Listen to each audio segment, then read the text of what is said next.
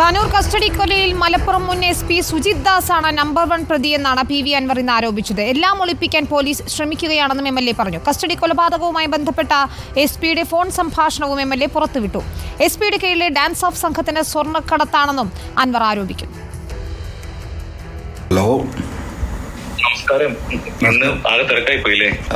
പുറത്തിറങ്ങിയത് എങ്ങനെയാണല്ലോ, തിരക്കോട് തിരക്ക്. പിന്നെ ഈ ആളുകളടിയിൽ നിന്ന് വണ്ടിയിൽ നിന്നൊന്നും ഇപ്പൊ സംസാരിക്കാൻ കഴിയില്ലല്ലോ.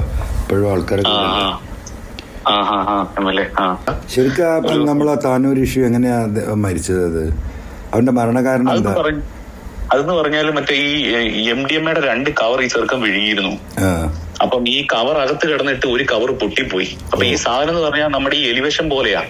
ഇത് അകത്ത് പോയിട്ട് ലീക്ക് ചെയ്ത് കഴിഞ്ഞാൽ ഇത് നമ്മുടെ ബ്ലഡിൽ കലരും. ഈ ഫുഡിന്റെ അകത്തുകൂടെ ഈ സാധനത്തിൽ പോയിട്ട് ഇതിൽ നെർവ്സിൽ ഇത് അപ്പം ഈ ധമനികൾ ഇത് എടുത്തിട്ട് ഹൃദയത്തിലെത്തിക്കും. അങ്ങനെ വന്നു കഴിയുമ്പോ പിന്നെ ഈ നമുക്ക് പ്രവർത്തനം നിലയ്ക്കും. പിന്നെ ഇവന്റെ പ്രശ്നം എന്ന് പറഞ്ഞാൽ ഇവന് 90% ധമനികൾ ബ്ലോക്ക് ആയിരുന്നു. അതായത് 90% ബ്ലോക്ക് അടി കൊടുത്താൽ തീരും. ആ രീതിക്കാണ് അവർക്ക്. അപ്പൊ അതൊക്കെ പോസ്റ്റ്മോർട്ടം റിപ്പോർട്ടിൽ ഉണ്ടാവുമല്ലോ. പല്ല് മുഴുവൻ ദ്രവിച്ചു പോയി. അതായിരുന്നു അവന്റെ അവസ്ഥ. അപ്പം അങ്ങനെയുള്ള ഒരാള് കിട്ടി. അപ്പൊ ഇതെന്ന് പറഞ്ഞാൽ എന്തെങ്കിലും ഒരു അസ്വസ്ഥത കാണിച്ചു കഴിയുമ്പോ മനസ്സിലാകത്തില്ലോ. കാരണം ഇവരൊന്നും ചെയ്തുമില്ല. ഇവൻ ഈ വണ്ടി കിടന്ന് ഈ ബഹളം കാണിച്ച് ഈ വണ്ടിയിൽ ഇരുന്നിട്ട് മുമ്പോട്ടും പുറകോട്ടും കിടന്ന് ഇടിക്കുന്നുണ്ട്, കാലിട്ടടിക്കുന്നുണ്ട്. അപ്പൊ ഈ പിടിച്ചതിന് ചില ആളെ പിടിക്കുമ്പോ ഈ ഡ്രഗ് യൂസ് ചെയ്യുന്ന ആൾക്കാർ കാണിക്കുന്ന ഭയങ്കരമായിട്ടുള്ള ഒരു വിറുലൻ സ്വഭാവം ഉണ്ടല്ലോ, അതാന്ന് വിചാരിച്ചു, തെറ്റിദ്ധരിച്ചു. പക്ഷെ ഉള്ളിൽ പോയ കാര്യം കൂടെയുള്ളവരും കണ്ടില്ല. അപ്പൊ ഇവൻ ആരോട് പറഞ്ഞുമില്ല. അപ്പം ഇവര് ഇങ്ങനെ ഇതേ അവസ്ഥയിൽ ഒരു 4 മണിക്കൂർ അവര് സ്റ്റേഷനിലിരുന്നു. അല്ലെങ്കിൽ ഏതെങ്കിലും ഒരാൾക്ക് സാമാന്യ ബോധത്തിൽ ഇവൻ വിഴുങ്ങിയിട്ടുണ്ടെന്ന് അറിഞ്ഞാൽ അപ്പൊ എടുത്ത് ഹോസ്പിറ്റലിൽ കൊണ്ടുപോകുമല്ലോ. അപ്പൊ അത് അറിഞ്ഞില്ല. ഇവൻ കൂടെയുള്ളവരോടും പറഞ്ഞിട്ടില്ല അകത്ത് ഈ സാധനം പോയിട്ടുണ്ടെന്ന്. പിന്നെ ഇത് കൊളാപ്സ് ആയി കഴിഞ്ഞപ്പോഴാണ് ഇത് എന്തോ പ്രശ്നമുണ്ടെന്ന് പറഞ്ഞ് സീരിയസ് ആയിട്ട് അവർ കൊണ്ടുപോകുന്നത്. അപ്പം വരാനുള്ളത് വഴി തങ്ങില്ല എന്ന് പറഞ്ഞ പോലെ അങ്ങനെ സംഭവിച്ചു. അപ്പൊ നമ്മുടെ നല്ല കാലമോ കഷ്ടകാലമോ ഇപ്പൊ എന്തായാലും നമ്മൾ സെൽഫിഷ് ആയി മാറുന്നൊന്നുമില്ല. ഞങ്ങൾ ആ സമയത്ത് ടോമിൻ തച്ചങ്കരി സാറിന്റെ റിട്ടയർമെന്റ് ഫംഗ്ഷൻ ആയിരുന്നു എവിടെ, തിരുവനന്തപുരത്ത്. അപ്പൊ ഞാനും എന്റെ ഒരു ഷഹൻഷാ എന്ന് പറഞ്ഞിട്ട് തൃശ്ശൂരുകാരൻ പയ്യനുണ്ട്. അവൻ 21 ബാച്ചാ. അവൻ താനൂർ SHO ആയിട്ട് ഞാൻ ചാർജ് കൊടുത്തിരിക്കുക. അപ്പൊ അവന് അവിടെ ഉണ്ടായിരുന്ന ഉറപ്പായിട്ട് കേസിൽ പ്രതിയായി പോയനെ. അപ്പൊ എന്തോ അവന്റെ വാപ്പ ഉമ്മയൊക്കെ ചെയ്ത പുണ്യം ആയിരിക്കാം. അവനും അന്ന് ആ തച്ചങ്കരി സാറിന്റെ ഫംഗ്ഷന് തിരുവനന്തപുരത്ത് ഉണ്ടായിരുന്നു. ഇപ്പൊ അവൻ തലശ്ശേരി ASP ആയി. ജനുവരി 1 SP ആവും. അപ്പൊ കേസിൽ ബുക്ക് ചെയ്യപ്പെട്ട പോലീസുകാരൊക്കെ സ്ഥിതി എന്താണ് യഥാർത്ഥത്തില്? ഹലോ, പോലീസുകാർ ബുക്ക് ചെയ്ത കേസിൽപ്പെട്ട ഹലോ അവർക്കെല്ലാം ജാമ്യം കിട്ടി. അല്ല, എന്താണ് ചാർജ് ഷീറ്റിൽ അവരെ സിറ്റുവേഷൻ എന്താണ്? ചാർജ് ഷീറ്റ് ആയിട്ടില്ല. അവരിപ്പോഴും അന്വേഷണത്തിൽ തന്നെയാണ്. കുടുങ്ങാതെ. കാരണം അതിനകത്ത് ഇപ്പൊ നമ്മളൊരു കാര്യം ചെയ്യുമ്പോൾ ഒരു മനഃപൂർവ്വമായിട്ട് ഒരു കുറ്റം ചെയ്യണം എന്നുള്ള ഉദ്ദേശം എന്ന് പറയുന്ന സാധനം നമ്മുടെ ഭാഷയിൽ മെൻസ്രിയ എന്ന് പറയും. അത് ഉള്ളപ്പോഴാണല്ലോ ശരിക്കും ഒരു കുറ്റവാളിയാകുന്നത്. ഇത് MDMA ഉപയോഗിച്ച ആൾക്കാരെ പിടിക്കണം എന്നുള്ള ഉദ്ദേശമല്ലാതെ ഇവനെ തല്ലിക്കൊല്ലണം എന്നുള്ള ഉദ്ദേശമില്ല.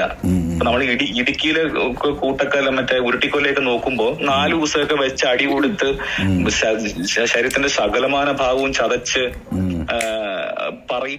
അഷ്കർ അലി കരിമ്പ കൂടി ചേരുന്നു. PV അൻവർ MLA-യുടെയും മലപ്പുറത്തെ മുൻ SP സുജിത് ദാസിന്റെയും ഫോൺ സംഭാഷണമാണ് നമ്മൾ കേട്ടത്. അഷ്കർ, താനൂർ കസ്റ്റഡി കൊലയുമായി ബന്ധപ്പെട്ട് എത്ര വിദഗ്ധമായാണ് SP തെറ്റിദ്ധാരണ പരത്തുന്ന രീതിയിൽ പ്രചരണം നടത്തുന്നത് എന്ന് നമ്മൾക്ക് മനസ്സിലാക്കാവുന്നതേ ഉള്ളൂ. ഫോൺ സംഭാഷണത്തിൽ നിന്ന് പോസ്റ്റ്മോർട്ടം റിപ്പോർട്ടുണ്ട്. CBI അന്വേഷണം തുടരുന്നതിനിടയിലാണ് ഇത്തരത്തിൽ SP-യുടെ സംഭാഷണം പുറത്തു വരുന്നതും. കേസ് അന്വേഷണത്തിൽ എത്രത്തോളം നിർണായകമാകും ഇത് എന്നൊരു ചോദ്യമുണ്ട്. ഒപ്പോഴും സുജിത് ദാസ് ചെയ്ത പല ക്രൂരകൃത്യങ്ങളും അല്ലെങ്കിൽ കസ്റ്റംസിലുണ്ടായിരുന്ന സമയത്ത് നടത്തിയ സ്വർണ്ണക്കടത്ത്, സുജിത് ദാസിന് കീഴിലുണ്ടായിരുന്ന ഡാൻസ് ഓഫ് സംഘം, SP-യുടെ പ്രത്യേക സംഘം, അവർ ചെയ്തിരുന്ന കാര്യങ്ങളിലൊക്കെ തന്നെയും MLA ഗുരുതരമായ ആരോപണങ്ങൾ ഉന്നയിക്കുന്നുണ്ട്. അതിന്റെ ഭാഗമായി കൂടിയാണ് ഈ സംഭാഷണം പുറത്തുവിടുകയും ചെയ്തത്.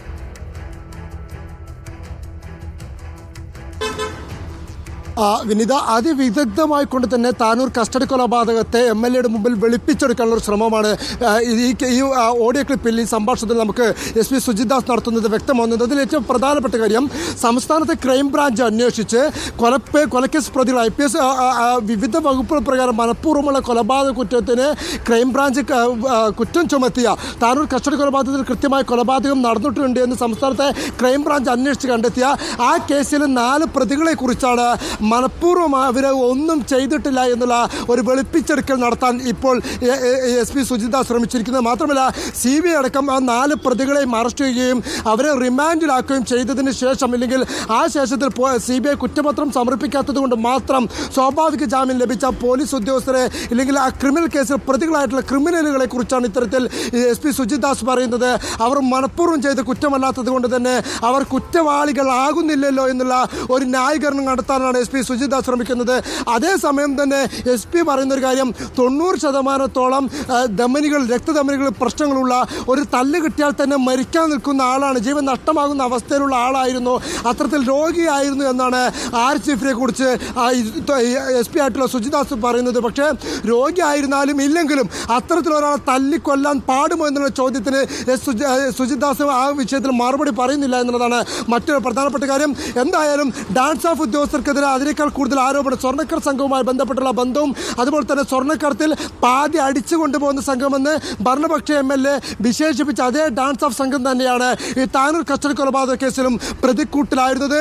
മാത്രമല്ല ആ സമയത്ത് മലപ്പുറത്ത് ഉണ്ടായിരുന്നില്ല എന്നുള്ളതാണ് തൻ്റെ നിരപരാധിത്വത്തിന് ന്യായീകരണമായിക്കൊണ്ട് ജില്ലാ പോലീസ് മേധാവിയായിരുന്ന അന്നത്തെ ഈ താനൂർ കസ്റ്റഡി കൊലപാതകം നടക്കുമ്പോൾ മലപ്പുറത്തെ ജില്ലാ പോലീസ് മേധാവിയായിരുന്ന സുജിത് ദാസ് കണ്ടെത്തുന്ന ന്യായം.